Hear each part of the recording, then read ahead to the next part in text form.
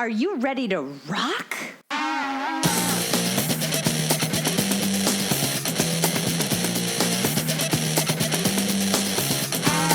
Welcome to the Women Inspired Podcast, brought to you by CareerKindling.com, a growing movement to help inspire, empower, and ignite women in their careers and in their lives.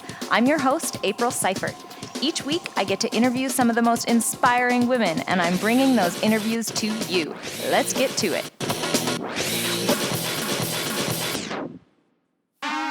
Hey everyone, thanks for joining me this week. Today's guest is a woman with a very accomplished career. Stephanie Dowling began her career by setting and achieving the goal of working with Tom Brokaw on the NBC Nightly News. After being nominated for 2 National Emmy Awards, she went on to lead the development of Tommy Hilfiger's very first website, Tommy.com.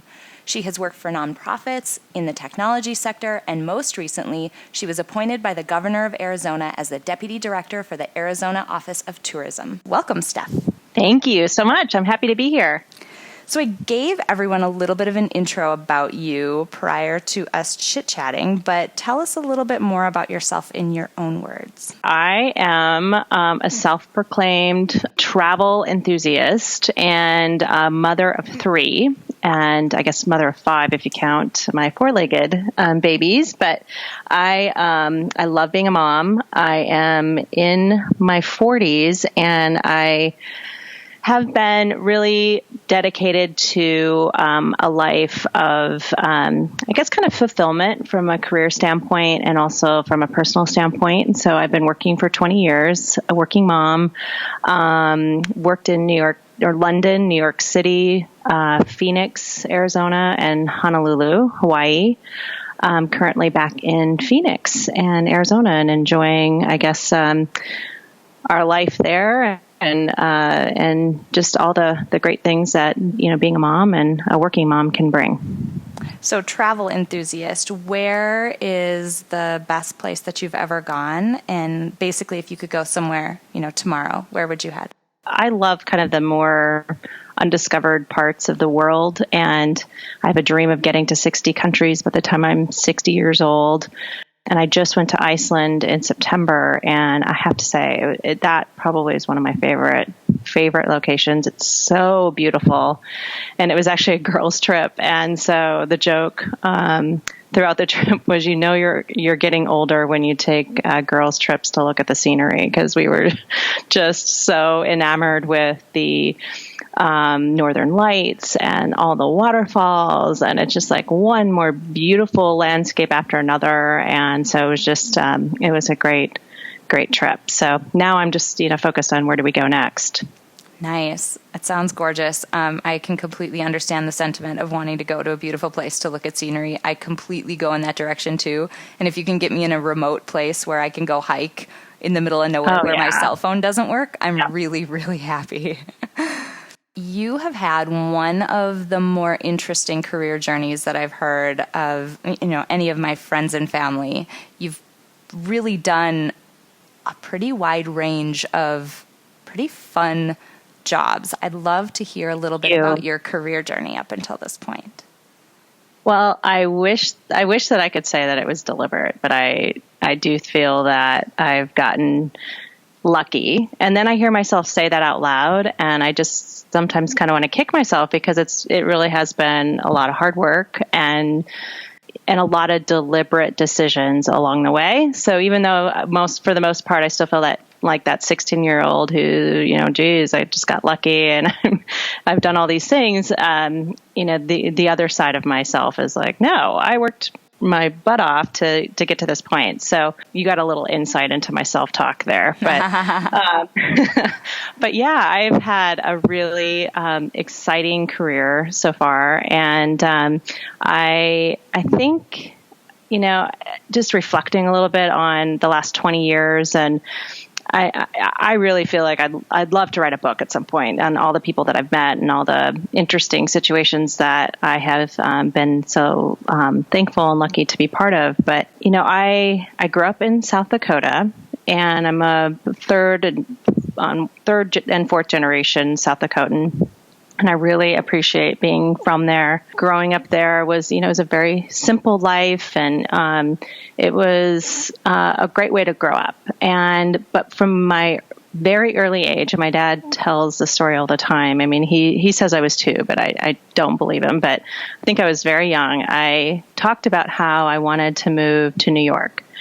As soon as I was old enough, I was moving to New York. And I don't really know why I said that. I really don't remember why that was a goal of mine, but I think in hindsight and through, reflection, I think it was really based off of wanting a life that was extraordinary and a life that was really based off of experiences. And I really just wanted to have a full life, I didn't want to face the end of my life, whenever that would be, and say, I really didn't have all the experiences that I wanted, and I didn't do everything I wanted to do and see all the things I wanted to see. And I think most people can relate to that, but for some reason, it was just really a motivator for me to seek a little bit more of the extraordinary. So when I graduated from college, I graduated with a degree in journalism, political science, and a minor in art. I really wanted to do journalism, and I wanted to also focus on politics. And as I neared my graduation, I realized, and I had a job waiting for me in DC, I realized that politics is really not what I wanted to do. I really wanted to do something very different, something where I was able to see the world, but I was also able to tell stories about the world. And so that's why I chose to go down the journalism path. And I needed to wait to find that job because I had put all my energy behind getting a job in DC after graduation. And so I didn't have that journalism job waiting for me. And so I started to apply for some jobs, and, there was a lot of entry level jobs at small stations in small towns around the country. And it just didn't feel right. It didn't feel like that's really what I wanted to do. I had a meeting with one of my mentors from college, and they just asked me, well, what's your dream? Where do you want to be in 5-10 years? And I said, well, I want to be working in the number one newsroom in the world, which is NBC Nightly News with Tom Brokaw. And, that's my goal. So I just kind of put this huge, audacious thing out there in the universe. And my mentor said, well, he's a graduate of this university, and, why don't I pick up the phone and call and see if there's anything available? And I'm like, what? Oh my God. Yeah, let's do it. So I was scared to death, but I didn't want to show it at all. And so we picked up the phone and called, and they said, well, there's not a job open right now, but you could come in and meet with the team. And so I was already planning to move to London after college because I didn't have anything waiting for me, and I didn't know what I wanted to do, and I wanted to go buy some time. And so I decided that I would take advantage of a university program to get a work permit and go work abroad for 6 months. And I thought I would buy some time then. So I already had my ticket out, was already planning to do that. And so I just decided to stop in New York on my way out to London and meet with the NBC team. So I did that. Again, scared out of my mind, totally small girl, South Dakota, going into the big city, 30 Rock, with my big, non-meeting, no job necessarily waiting, but I had to go sell myself. And so I showed up and met with them. I was so naive. And so I show up and, have a meeting, and then I get back on the plane and I go to London, and I'm there for a few months. And I follow up with them once in a while. And pretty soon I got word that they had a job opening as a desk assistant, and that I could start at that time. It was at the beginning of summer. And so it was perfect timing for me. It was about the time when I my visa was expiring in London.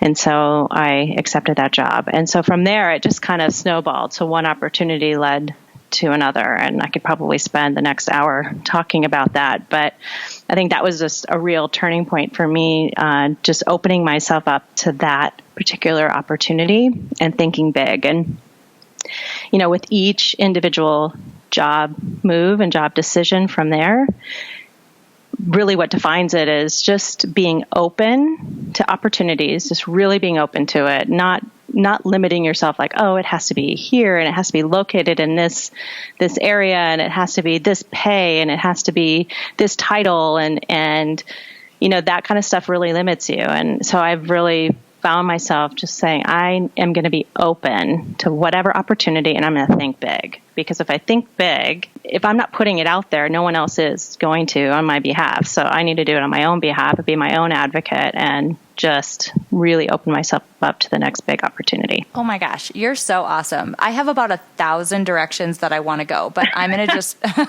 I'm going to really hold myself back here and I'm going to pick 2 things that I really want to call out from that. Number 1, you're identifying your self-talk between I feel lucky that this happened to me versus no, actually, I made some deliberate moves. This was actually a lot of hard work and I earned this.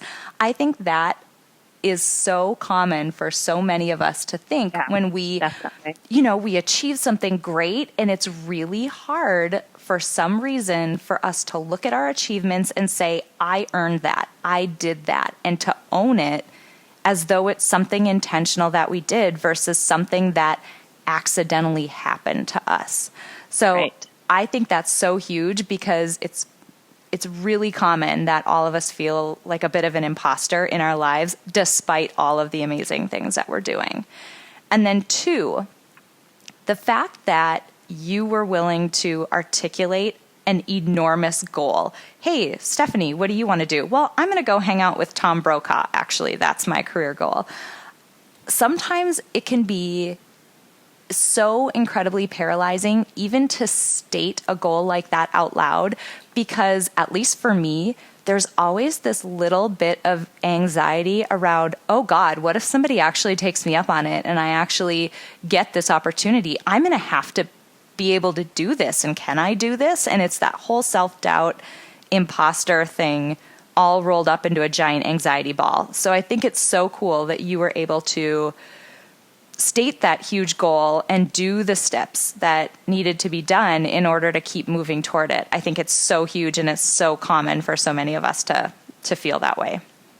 Yeah, I think it's the one thing that my group of friends and I talk about on a regular basis is that feeling like you maybe didn't earn something or that guilt that's associated with everything. And I even think being a working mom, you feel guilt all the time. And I think you feel guilt when you're a stay-at-home mom too. I think when you're a mom, that mom guilt is so real. And then in general with women, we have doubt all the time. We have self-doubt all the time. I feel like I'm the queen of that self-speech where I'm feeling doubt. I'm feeling like I don't belong here, or I didn't deserve this promotion or deserve this opportunity. And I have to literally talk to myself and say, that enough. You do deserve it, and you do deserve to be in the room. And I mean, I've had a lot of jobs throughout my career where I'm the only female in the room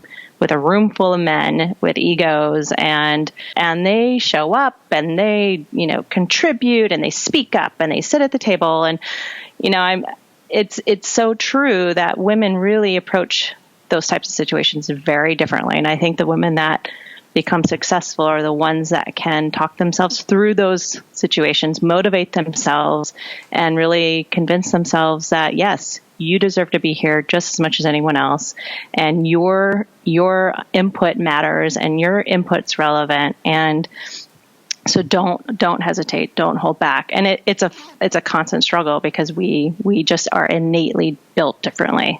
How have you dealt with those feelings then? I mean, obviously you've talked a little bit about the fact that you've felt them, you've experienced it. It's things that it's a conversation that you have with your friends and your colleagues. How did you deal with them as you were setting giant goals? And, Tom Brokaw was the jumping off point for a pretty giant career. So, I mean, we've touched on him, but he's really just the beginning. There've been a lot of accomplishments since then. How do you handle those self-doubt feelings? I think it's it's kind of a mix of two different things. One is personal, like you really have to work on your confidence and your, like I said, your self-talk, and you really have to be prepared to get yourself mentally into the right place. And then I think it's also community. So I have really spent my whole life wanting to build kind of a loyal group around me of people who truly support me and that love me and will be honest with me, but back me up. And then I provide that for them as well. So I think it's so important to have your community of people that you truly trust, that are going to help build you up. Because I'd like to say I can just do it all on my own and, I just have to get in the right mind frame, state of mind, and I can do it all on my own. And I'm not like that. I do need feedback from that loyal tribe of people that I really trust. And they're people from all over the world. I mean, there's, I have mentors from all over, and I have friends from all over that I really rely on and that are my confidants. And of course, my husband, my partner, is my confidant as well. And he is so supportive, and honestly, we probably wouldn't be together if we didn't support each other the way that we have come to today. And so it's important to have both. It's important to have that confidence and that ability to build yourself up and talk yourself through a difficult moment, or, talk yourself into opening up that door and walking into a boardroom when you're the only female, and it doesn't even have to be about that. But for me, sometimes that's intimidating. Or for me, I do a lot of public speaking, and I'm kind of a shy person by nature, but I have this extrovert professional life. And so I have to be, the face of different things, or the voice of, and present on behalf of our industry. And I have to go to Senate meetings and congressional hearings and testify. And I'm constantly and I have to go to cabinet meetings with my current job, and I have to speak up, and I have to speak up on behalf of my agency, myself, my industry.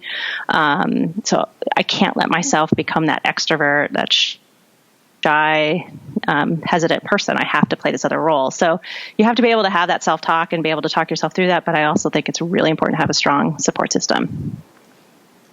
That's a really great point. That's an absolutely great point. It's so important for us to have people around us that, and you hit on it, that truly are invested in helping you succeed and building you up. And that's a really big piece of what I'm trying to do with these interviews, is almost virtually bring a bit of a tribe to women more broadly. It's can be difficult sometimes within your workplace, I think, to know who to trust and know who you can really be vulnerable with, because you absolutely have to be, and you have to be able to go there with those people around you. But I'm hoping that through these interviews and through this community that I'm trying to build, that we can be that for each other and start to inspire each other.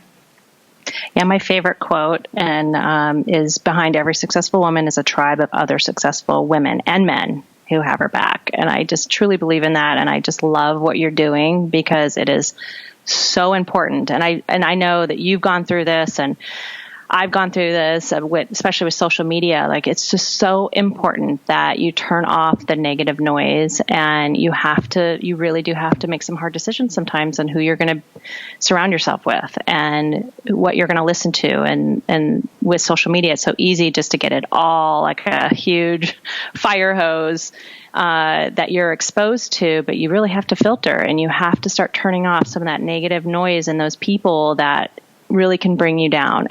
But never forget that it goes both ways. You have to be a person who lifts up others as well. So I love what you're doing. And I just really, on behalf of women all over the world, thank you so much for what you're doing. And here's my self-talk. I'm sitting here doing this interview with somebody who has a degree in broadcast journalism and worked with Tom Brokaw, and I don't know what I'm doing. So this is really fun.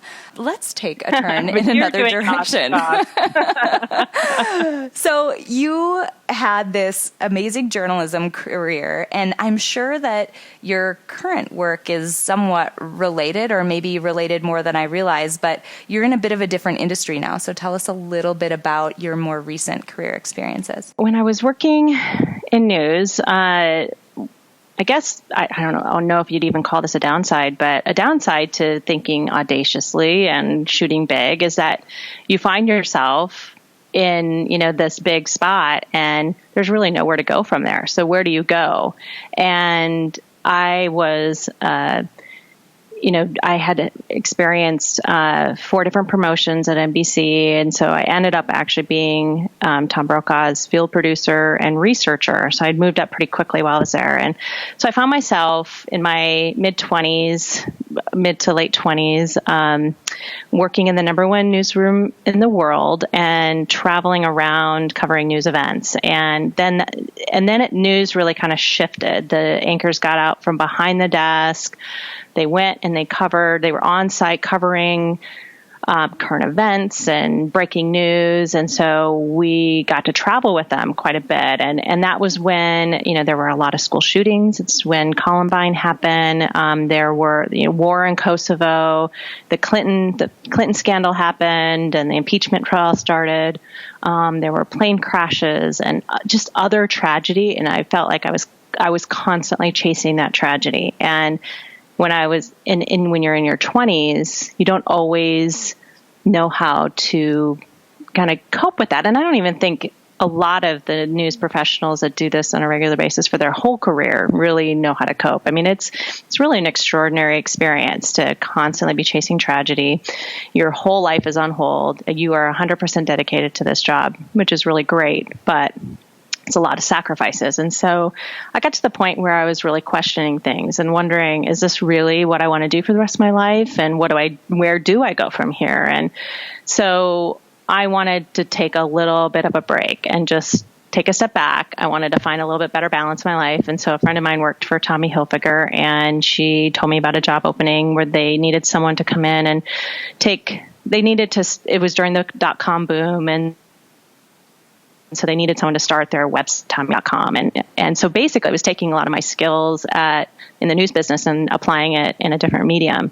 So I was really excited about that. And it takes out a lot of the stress. I'm not having to talk to parents who just lost their child to a school shooting or things like that. I wasn't having to do that anymore. I would be able to kind of do the fun side of a job, but also learn some new skills from, a PR and marketing, and which I was really kind of interested in because I felt like it was a little bit more strategic than what I was doing. And I really wanted to have a job that was a little bit more strategic. Like I had to put a lot more thought into what I was putting out there. Anyway, so I took that break, and I always thought I was going to go back. Always, I kind of took it as like a temporary move. And so I did the website. I had so much fun launching it. It was a huge project. And then they had another project that they needed someone to take the lead on. And that was, traveling to all 50 states, putting on marketing events. And so I thought, well, that would be really exciting because I can truly see our country, see, the states, and just really get to travel a little bit, which I've always been interested in travel. And so I took that job as well. And it just felt like one job from there led to another. So then I was really working on more PR and marketing, and I ended up going to a nonprofit job and being their director of PR and marketing. And I learned so much, and I got to join a cause that I just really loved and felt strongly about. And then I was in that job when 9/11 happened. And my current husband and I were living a few blocks away from the World Trade Center. And so I was actually in the basement ready to get on a subway when the first plane hit. And he worked just outside of the city. So he had driven past the World Trade Center on his way out of town and was at his desk when it happened. So, that's a whole other story in itself. But from there, we just decided that New York was not what we wanted to do.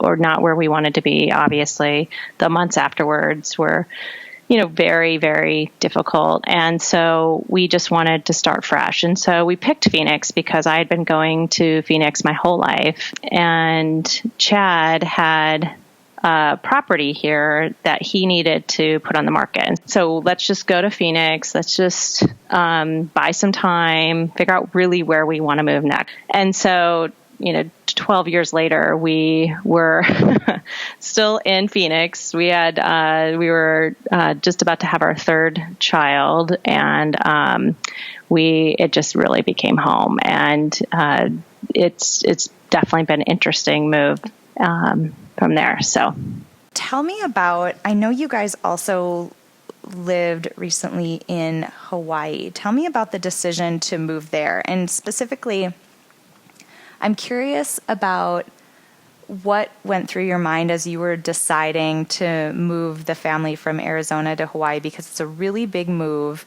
and it's more common that families tend to follow the man's career, the husband's career.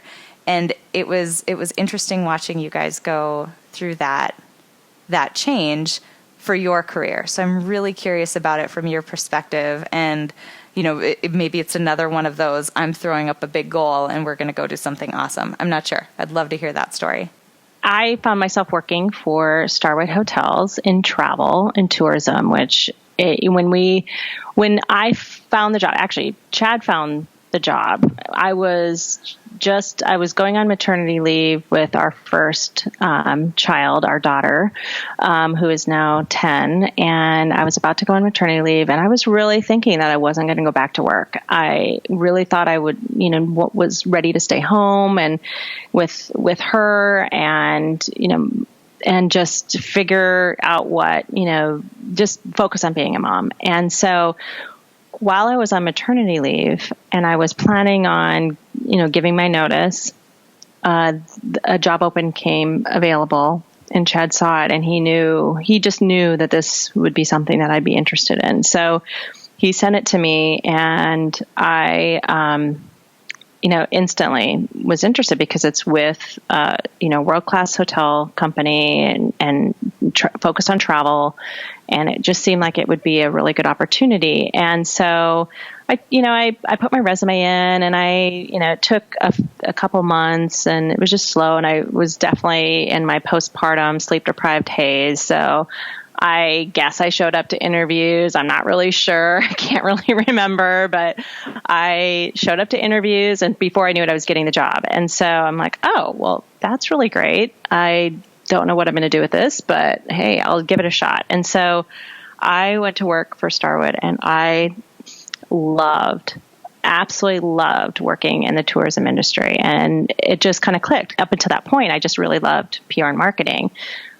But when I went to work in tourism, I realized I love tourism. That is really where my passion is. And so it just kind of clicked. And I really felt like the opportunity kind of came to me. And again, just being open to possibilities. And so, my personal motto has always been never shut a door before it's even open. So what that means and how that applies is that I would never say no to an opportunity before I actually went through the process. And there was a reason for me to say no, because a lot of people will say, oh, that job, maybe that job isn't for me. The timing's not right. I just don't know. That's not the right, like I said earlier, not the right pay, not the right title, not this, not that. And so you say no to it before the door is even open, before the opportunity is actually yours to have. So I've always promised myself that I wouldn't do that, and I would just see an opportunity until there was actually a no or a yes to be given. And so that's really served me well, because I think a lot of people miss some really great opportunities before they even are even aware that how great it is. So then I ended up working there for 8 years. Chad and I have always talked about where we wanted to move and what we wanted to do and what our dreams were. And we always had the understanding that it can change. So when it came time to make the decision to go to Hawaii, we were so in lockstep that I didn't even have to talk to him about it. I didn't even have to ask him if that's something he would be open to doing, because I knew that he would be all in. I was in the hospital. We had just had our son Hollis. I got a call from a general manager that I had worked with previously who said, hey, by the way, this job just came open in Hawaii. They don't come open very often. you were the first person I thought of. You should give it a shot. And I'm like, I just had a baby yesterday. There is absolutely no way that I like can 15 minutes ago. Yeah. And I shouldn't be answering my phone right now anyway. But yeah, so I was like, no, I dismissed it. I violated my whole rule on do not close a door before a door is even open. It was 2 full weeks before I even thought of it again. And I was up at a feeding, and I was just sitting there with my son and rocking and, having such a beautiful moment. And I just thought, why did I say no to that? Why am I not just putting my name out there? Because this type of experience is something Chad and I have always talked about, that we wanted for our kids. We want them to experience other things. Why did I do that? And so I thought, well, it's probably going to be too late, but I'm just going to do it anyway. I'm going to put it out there. And so I did. That night, in the middle of the night, I sent my resume. I reached out to, a few people that I knew and said, it might be too late, but, this is what I'm thinking. I'm definitely interested. And I'm just so glad I had that kind of wake up moment. We ended up moving to Hawaii.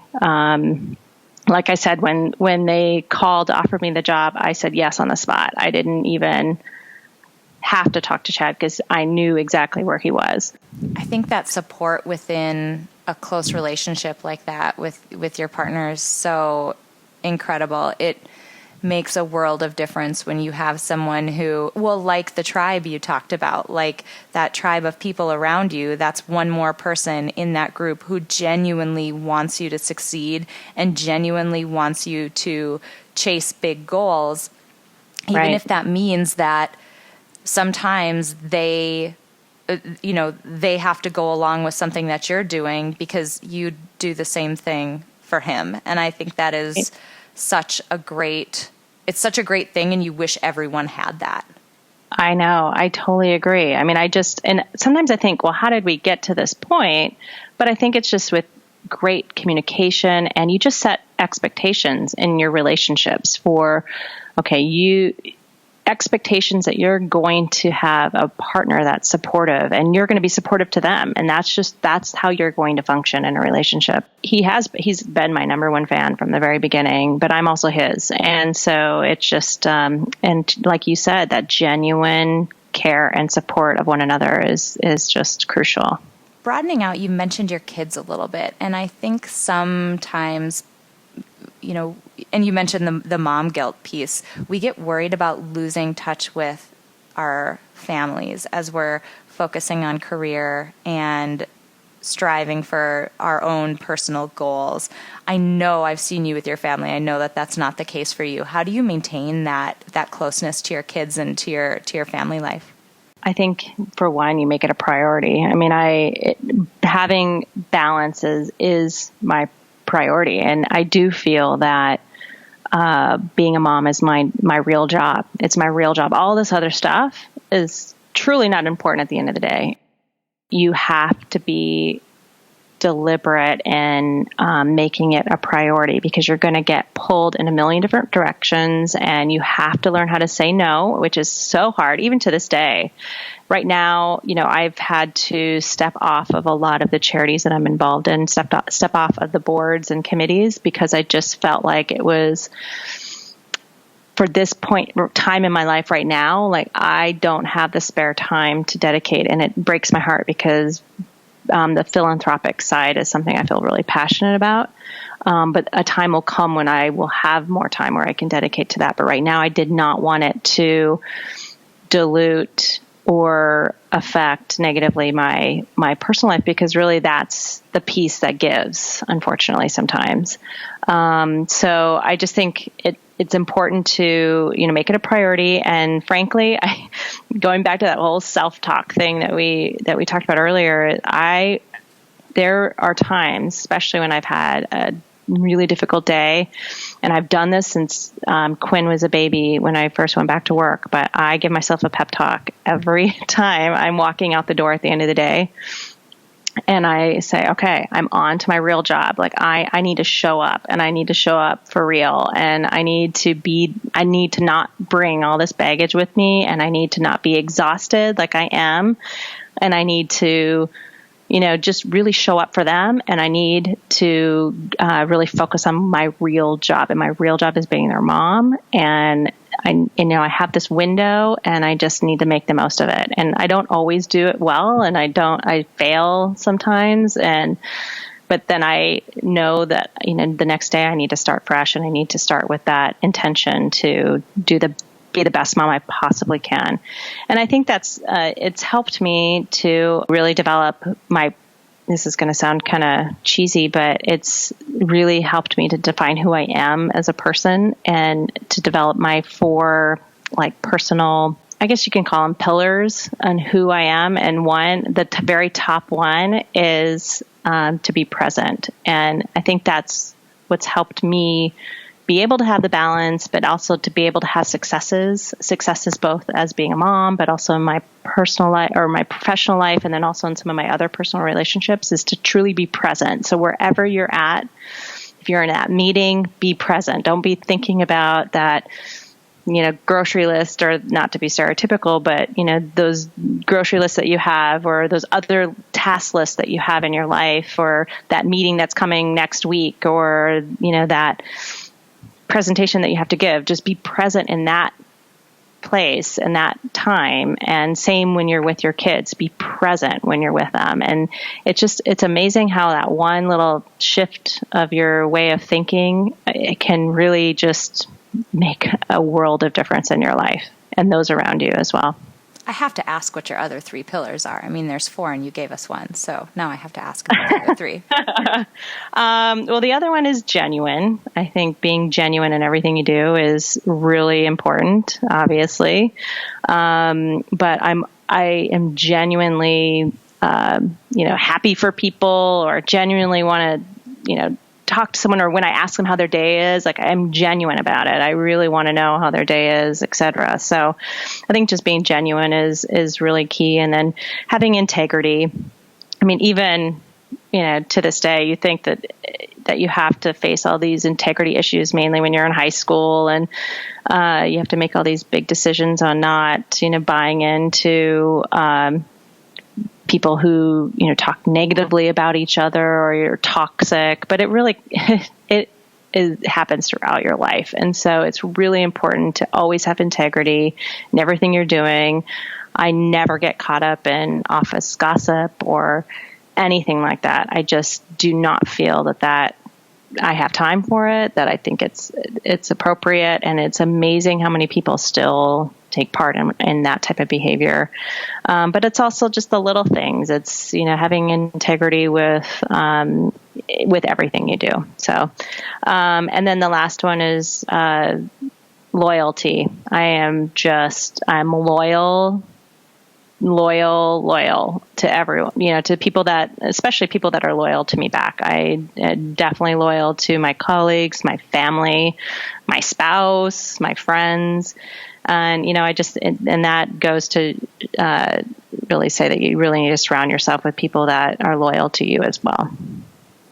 That's awesome. I love all 4. And I think it's important to know who you are, though, and know what those things are that you stand for. And it's amazing how many people don't. Well, and I feel like it would make it easier to make decisions, because each path that you could take in a particular decision, is it aligning with the way that you see yourself and the way that you want to live and the way you want your day to be, or right, not? And if it's not, then maybe that's not the direction to go in. Right. Exactly. This has been really just fantastic. I can't thank you enough for being so open and so honest and so willing to share your story and your experiences and everything that you've learned along the way. I know I have a page full of notes that I'm just really excited to include in your show notes page, because it has just been fantastic. Oh, well, I feel honored and really touched that you even wanted to chat with me, and I just really appreciate it. It really means a lot to me. So I have one last question to ask you. Okay. We are compiling a Spotify Power playlist. This is a playlist of motivational songs that is being curated by all the guests on my podcast. So I've seeded it with a few of them, and each guest brings their favorite motivational song. So I have to ask what your contribution to the playlist is. Well, it's so funny because I've actually put a playlist together for my daughter with all of my favorite songs that I feel like can really be uplifting and powerful, girl power songs. So I have a whole list also, but I think my favorite song is a little bit different. It's On Top of the World by Imagine Dragons. And that song, I don't know, it just really gets me into the right frame of mind. It's just such about positive thinking and the importance of just having a good attitude. And your way of thinking is so powerful. So that's my song. That's perfect. Great contribution. I love it. Well, once again, thank you for your openness, your honesty, for your amazing experience that you've shared with us today. It's been really fantastic, and I so appreciate it. Thank you so much. I really appreciate it, and I cannot wait to hear all the other interviews and just get to experience the tribe that you're setting up. So thank you for all you're doing. I hope you enjoyed that interview with Stephanie Dowling. To make the most of what you heard in her interview, head over to www.careerkindling.com and search for Extraordinary to bring up Stephanie's show notes page. Here you'll find some key takeaways from today's interview, as well as some prompts to help you reflect on what you heard. While you're there, sign up to join our community, and we'll give you immediate access to our Spotify Power playlist, including Stephanie's song, Top of the World. We'd also love to hear from you. Head over to iTunes and leave us a rating or a review. If you liked what you heard, hit the subscribe button. Until next time, have an inspired week.